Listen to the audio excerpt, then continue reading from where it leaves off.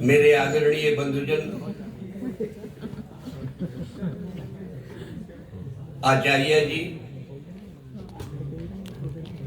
अध्यक्ष महोदय, हमारे संस्कृत समाज के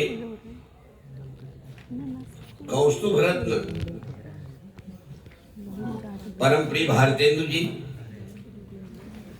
राजमंगल जी, मेरे समक्ष बैठे हुए मेरे सभी चिर परिचित कुटुंबी जन,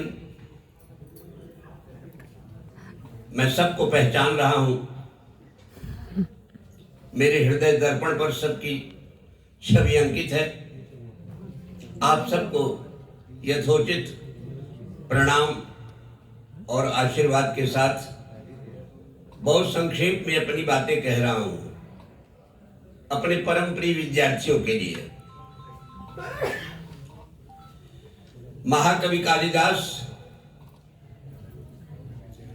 को पहले तो मैं समराइज करना चाहता हूं।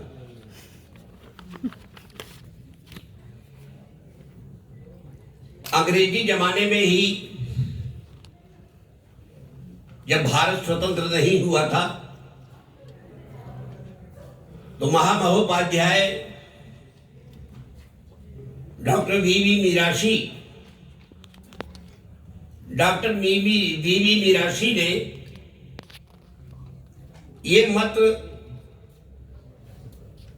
प्रतिष्ठित किया था कि उज्जैनी ही कालिदास की जन्मस्थली है। यहां से कालिदास के बारे में सोचने समझने की एक परंपरा का उदय हुआ। अगले चरण में पंडित बद्री नारायण कल्ला, उनकी एक किताब आई और बड़े प्रबल तर्कों के साथ उन्होंने सिद्ध करना चाहा कि कश्मीर के अलावा और कोई उनकी जन्मभूमि हो ही नहीं सकती। महामहोपाध्याय आचार्य आद्याचरण झा, उन्होंने कहना शुरू किया कि बिहार का मधुबनी जिला वही कालिदास की जन्मभूमि है और अभी भी सारा बिहार मधुबनी जिला को ही मानता है। वहां पर कालिदास के नाम से गांव है, कालिदास के नाम पर मेला लगता है प्रतिवर्ष, कालिदास का मंदिर बना हुआ है। और ये वो प्रबल तर्क देते थे कालिदास के पक्ष में कि संपूर्ण भारत राष्ट्र में विवाह के अनंतर वर अपनी ससुराल में 3 दिन वधू के साथ केवल बिहार में ही निवास करता है और किसी प्रांत में ये नियम अब नहीं रह गया है। परंपरा पहले रही होगी, लेकिन ये परंपरा जिसका कि उल्लेख महाकवि कालिदास ने अपने कुमार संभवम में किया है कि देवाधिदेव शिव विवाह के अनंतर 3 दिन ससुराल में रहे, हिमाचल के घर में रहे, ये परंपरा केवल बिहार में इस समय भी चल रही है। इस तर्क के साथ वो पूरी लड़ाई लड़ते थे कि सिवाय बिहार के और वो कहीं के नहीं है। फिर उज्जैनी के कालिदास समारोह में बाहर आ गई अपनी अपनी बात कहने की। तो हमारे एक युवा मित्र ने, उन्होंने उड़ीसा की बात उठाई कि हमारे उड़ीसा में बहरामपुर में कालिदास का मंदिर है और कालिदास के मंदिर के नाम बहुत ज्यादा खेत लगे हुए हैं, धान के खेत, उससे जो पैदावार होती है उसी से पुजारी का पूरा परिवार पलता है। और वहां पर भी साल में 2 बार मेला लगता है कालिदास की जन्मतिथि और मृत्यु तिथि को लेकर के। तो साहब उड़ीसा को जो है जन्मतिथि उनका जन्म स्थान मानना चाहिए।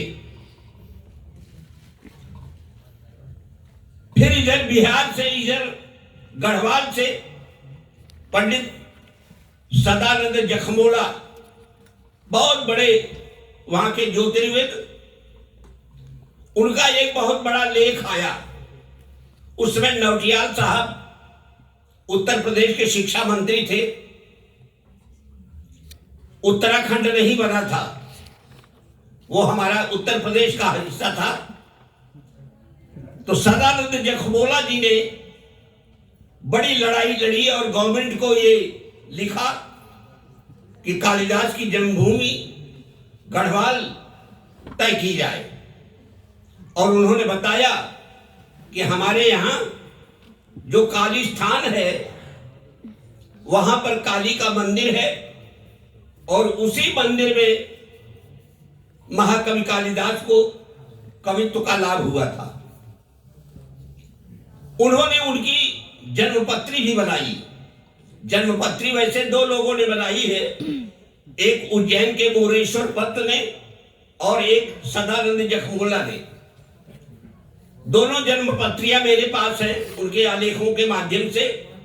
दोनों में नक्षत्र, घटी, पार, वल जितना भी होता है सब भिन्न है, एक नहीं मिलता है।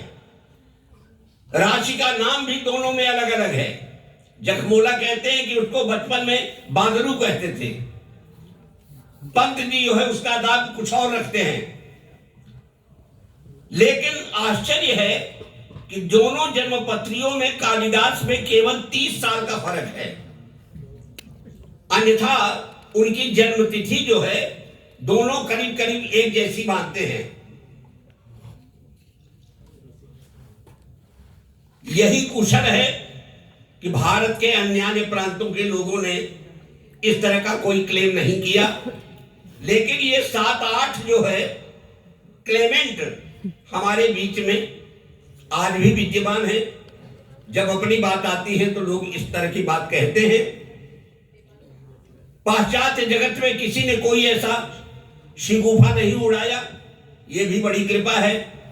यद्यपि उनके ऊपर बेल्जियम के घेंट यूनिवर्सिटी के संस्कृत के head of department professor A Sharpe, उन्होंने 3 वॉल्यूम में कालिदास पर लिखा है।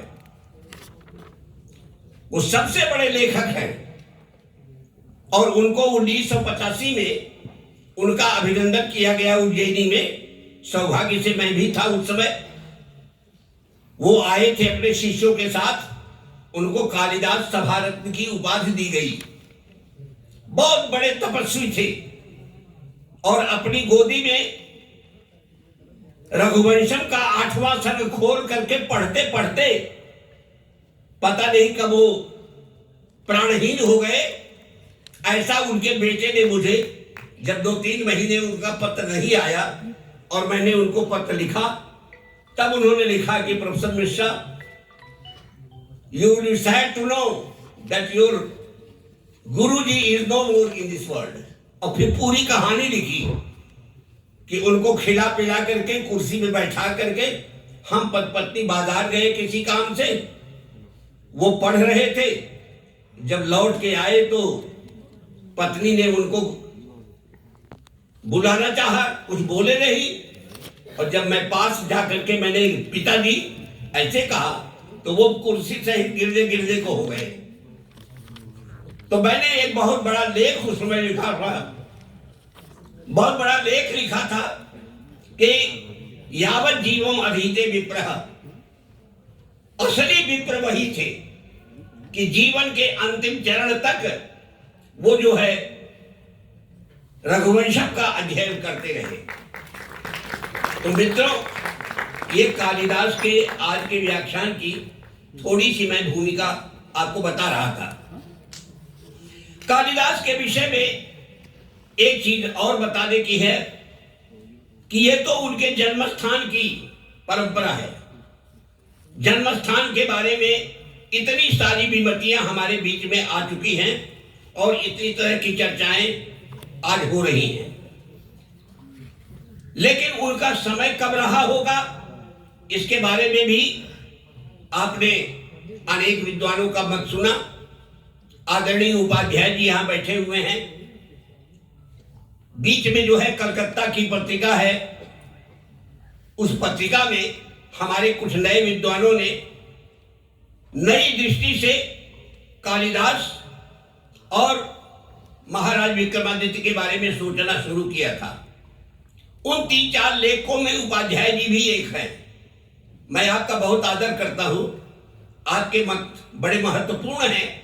IAS अफसर होते हुए भी कालिदास के प्रति इतना स्नेह है। मैंने भी उसमें अपना आलेख लिखा, अपनी बातें सामने रखी, लेकिन मैं आज उन सब के बारे में कुछ नहीं कहना चाहता। मैं आपको केवल 2 चीजें बताना चाहता हूं। एक तो महाराज शालिवाहन, जिनका नाम है हाल कवि, ये ईसा की प्रथम शताब्दी का कवि है, मूलतः राजा है, नाम है इसका शालिवाहन, व्यक्तिगत रूप से इसका नाम अपना हाल है, और इसने गाथा सप्तशती नाम का एक काव्य लोक भाषा में लिखा। उसमें करीब 700 से ज्यादा 727 गाथाएं हैं, 727 गाथाएं हैं। वैसे प्रारंभ में तो दिया गया है कि हमारे पास 1,00,000 गाथाएं इकट्ठी हो गई थी, लेकिन उनमें से चुनी हुई 727 गाथाओं का मैं संकलन दे रहा हूं। उन 727 में से करीब 47-48 कवियों का तो वो नाम भी बताते हैं, बाकी और सबका नाम नहीं है। लेकिन हाल की गाथा सप्तशती जैसा काव्य न संसार में भारत के अतिरिक्त कहीं लिखा गया और न भविष्य में लिखा जाएगा। ऐसी अद्भुत लोक कविता, आपके हृदय को झिझोड़ देने वाली कविता, ऐसी अजर अमर कविता शायद ही कहीं पर किसी ने लिखी हो। महाकवि हाल ने अपनी दूसरी या तीसरी गाथा में ही एक पूरी गाथा महाराज विक्रमादित्य के ऊपर लिखी है, और उसमें उन्होंने बताया कि महाराज विक्रमादित्य ने जैसा दान दिया, जैसा लोगों का आदर किया, जैसा प्रशासन किया, जैसा उन्होंने वैभव विलास भोगा, जिस तरह की उन्होंने दिग्विजय की, ऐसा न पूर्व काल में किसी पौराणिक राजा ने किया था और न भविष्य में इस प्रकार की कोई आशा है। अब शालिवाहन शक के द्वारा, शालिवाहन महाराज हाल के द्वारा विक्रमादित्य की चर्चा करना और उनकी इस प्रकार की प्रशस्ति गाना, ये अपने आप में मित्रों मील का पत्थर है, क्योंकि उनका समय ईसा की 78 ईस्वी है। 78 ईस्वी में उनका राज्यारोहण हुआ था, जिसे हम शक संवत के नाम से जानते हैं। तो 78 से 78 में पैदा होने वाला एक राजा यदि अपने पूर्ववर्ती राजा का वर्णन कर रहा है इस तरह से, ये मानी बात है कि महाराज विक्रमादित्य ईसा पूर्व प्रथम शताब्दी या द्वितीय शताब्दी में जरूर रहे होंगे। इससे ज्यादा और उनके काल के विषय में इतना मतलब सुनिश्चित कोई मत, ऐसे मतों को सामने रखने और चर्चा करने से क्या फायदा, जिनसे केवल शास्त्रार्थ पैदा हो और हाथ में कुछ न आए। लेकिन ये एक प्रबल प्रमाण है कि आप विक्रमादित्य को और कालिदास को, क्योंकि दोनों युत सिद्ध हैं, दोनों में अविनाभाव है, दोनों एक साथ हैं, तो ऐसे में आप उनको सन 78 से नीचे नहीं ले जा सकते। एक बात। दूसरी बात यह है कि जैन परंपरा में जैन परंपरा में एक कहावत चली आ रही है, बिक्कम रज्जव सुन नमुनि वेद जुत काली जिन काली। बिक्कम रज्जव, विक्रमादित्य का राज्य प्रारंभ हुआ, सुन नमुनि वेद जिन काली। भगवान महावीर की मृत्यु के बाद 417वें वर्ष में। अब इससे ज्यादा और क्या प्रामाणिक आपको मिलेगा, क्योंकि भगवान महावीर का तिरोधाम, उनका तिरोधान ये भी हमको मालूम है, उसमें 470 घटा दीजिए, अपने आप 57 आ जाएगा आपके सामने। यही उनका समय है, इसी समय का, इसी का समाधान, इसी का समर्थन प्रभावक चरित्र में भी किया गया है। प्रभावक चरित्र जो है एक बड़ा प्रसिद्ध ग्रंथ है जैन परंपरा का, तो प्रभावक चरित्र में भी इसी ऊपर वाली जो कहावत मैंने कही है, इसी का समर्थन किया गया है। ये मैं 3 प्रमाण आपको दे रहा हूं, 2 जैनियों का और एक जो है महाकवि हाल का। इन तीनों के आधार पर विक्रमादित्य का शासन स्थापित हो जाता है। तीसरी बात जो उपाध्याय जी ने कही, आज वो भी सिद्ध हो गई है कि विक्रमादित्य जैसा दिग्विजयी राजा हमारे यहां कोई हुआ नहीं। यद्यपि साम्राज्य सबसे बड़ा अशोक का था, अशोक का साम्राज्य, अशोक का एक प्रांत जो है वो अफगानिस्तान था। अफगानिस्तान जिसे बाहलीक कहते थे। बाहलीक का जो गवर्नर था, बाहलीक का जो गवर्नर था अशोक के जमाने में, उसका नाम था टालमी। और अपने शिलालेख में 164 शिलालेख है उसके, उसमें जो शिलालेख उसने लिखवाया है शहबाजगढ़ में, शहबाजगढ़ में बाकायदे ये लिखा हुआ है कि मैंने टालमी को पत्र लिख करके ये आदेश दिया है कि मेरे ये जो धर्मोपदेश हैं, इनकी प्रतियां पूरे प्रदेश में हर जगह बंटवाई जाए, सबको लिख करके दी जाए। और मेरा मित्र एंटियोकस जो केल्डिया में राज कर रहा है, केल्डिया का मतलब क्या? केल्डिया का मतलब आज का तुर्किस्तान, जिसे अनातोलिया कहते थे उस समय, ईसा पूर्व 4वीं-5वीं शताब्दी में। तो केल्डिया का जो बादशाह था वो सम्राट अशोक का मित्र था। तो उसने ये लिखा कि मैंने टालमी, अच्छा टालमी स्वयं भी जो है यूनान का है, लेकिन जब वैवाहिक संबंध हो गया एथना के साथ, तो जाने कितने यूनानी जो अच्छे लोग थे, शासक थे, वो भारत की ओर से गवर्नर बना दिए गए। तो ऐसे में ही टालमी भी वहां का गवर्नर बना हुआ था। तो टालमी जो है, टालमी को पत्र लिखता है कि तुम मेरा संदेश जो है मेरे मित्र एंटियोकस को भी दो और उससे कहो कि सम्राट ये चाहते हैं कि आप अपने साम्राज्य में भी मेरा धर्मोपदेश चारों ओर बिखेरे। ये सारी घटनाएं विद्यमान हैं। तो यद्यपि अशोक सबसे बड़ा ऐतिहासिक दृष्टि से राजा दिखाई पड़ता है भारत का, लेकिन जहां तक दिग्विजय का प्रश्न है, दिग्विजय में महाराज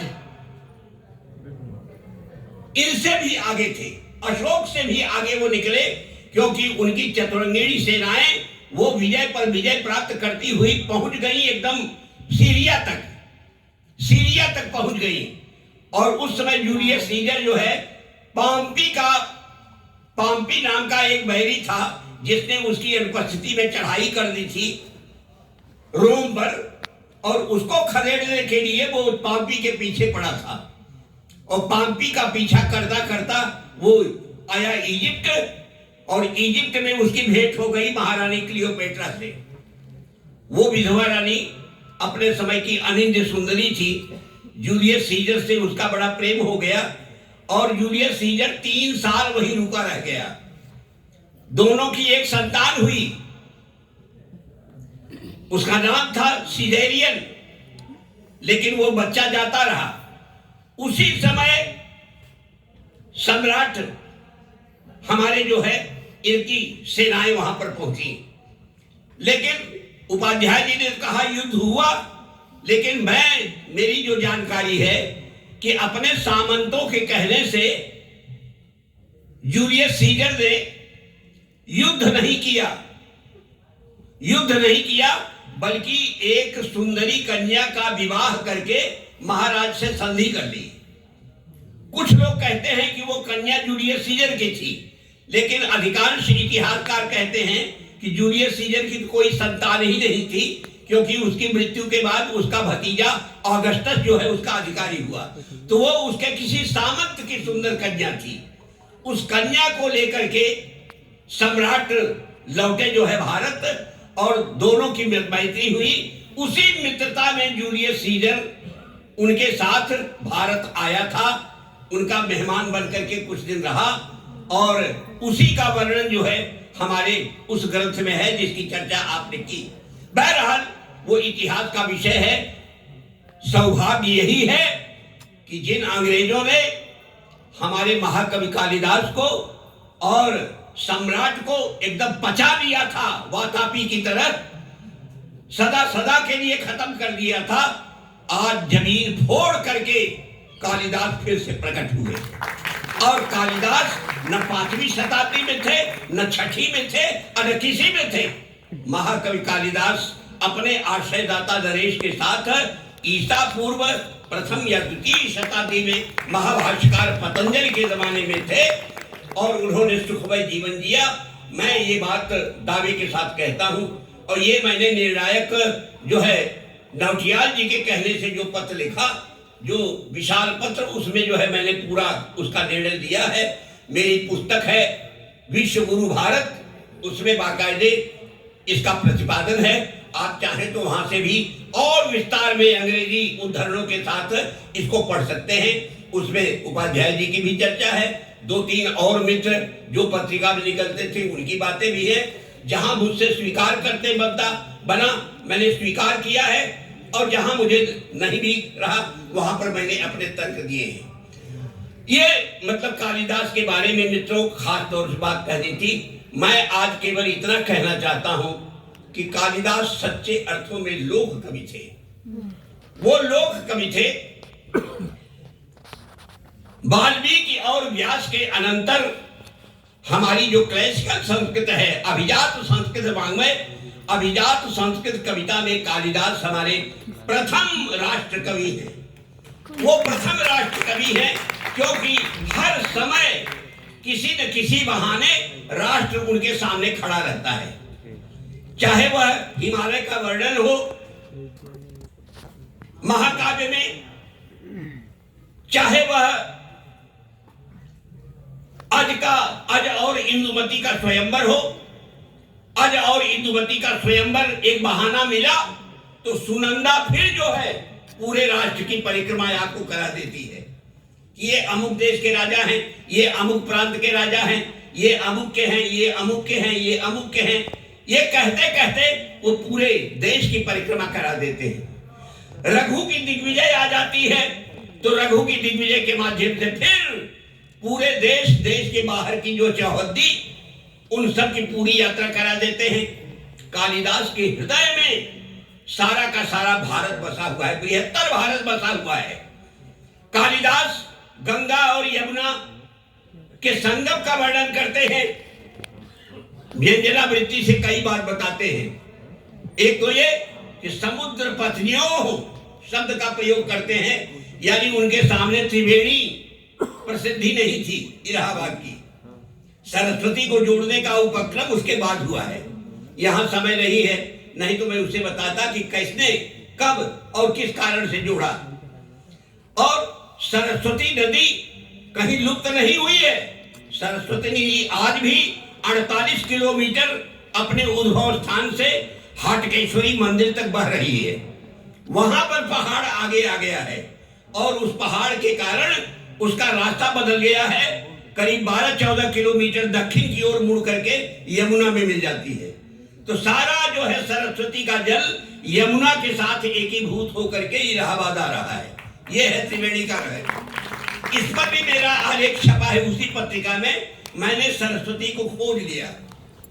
इसको जो है बहुत अच्छा है, इसका अभिनंदन हुआ लोगों ने, बहुत उसका की, लेकिन गवर्नमेंट हमारी काम करती नहीं। मैंने उनको लिखा बाकायदे कि हम आपको संकेत दे रहे हैं और ये प्रार्थना की कि आप केवल एक सुरंग बनवा दीजिए 22 किलोमीटर की, और उस सुरंग से सरस्वती का जल आगे ले जाकर के कंडा घाट में उसकी नदी की धारा जो फिर मिलती है आप उसमें मिला दीजिए, और पूरे भारत को सावधान कर दीजिए कि अपना अपना बचाव कीजिएगा। जा रही है सरस्वती, यहां से लेकर के यदि अरब तक वो अपना स्थान न बना ले तो कोई बात नहीं, सारा का सारा मार्ग बना हुआ है। फिर सरस्वती जो है वो उसी रास्ते से बहेगी, उसी तरह से जो है चंडीगढ़ के बगल से होती हुई और कुरुक्षेत्र होती हुई गुजरात होती हुई सीधे चली जाएगी।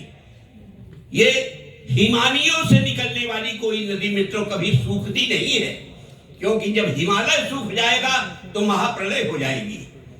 नदियां वो सूखती हैं बेतवा जैसी, जिसके पास कोई हिमालय नहीं है, समझा। लेकिन गंगा, यमुना और सरस्वती ये वो पवित्र नदियां हैं जो कि गर्मी के दिनों में जिनमें बाढ़ आती है, क्योंकि गर्मी में ही तो उनकी पिघलती है बर्फ, और जब बर्फ पिघलती है तो उसमें अथाह जलराशि। तो इस तरह से महाकवि कालिदास हमारे राष्ट्र के अणु अणु में व्याप्त है। उनको जो है नारी हृदय की इतनी समझ है मित्रों।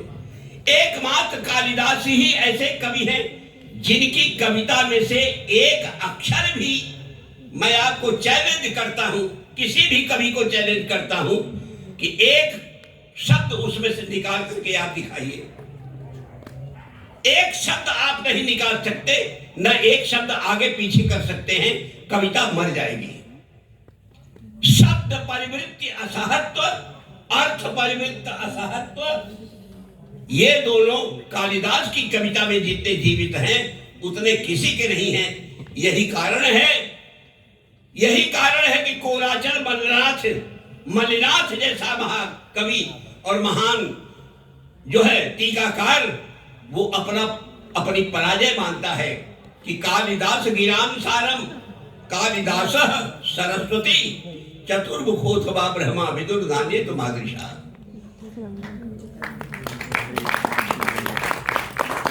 यक्षिणी को संदेश भेजा है, मेघ जो है आया है वहां,